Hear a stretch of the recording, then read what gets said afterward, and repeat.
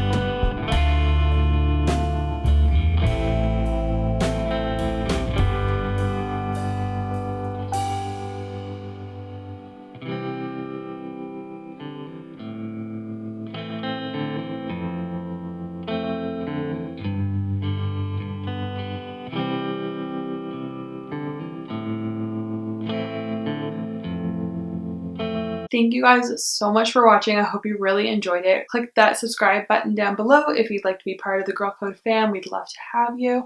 Also, as I mentioned, I'm on Instagram every single day, Girl Code with B, same way as well here. I'd love to talk to all of you guys. And make sure you check the down bar for the winner of my giveaway.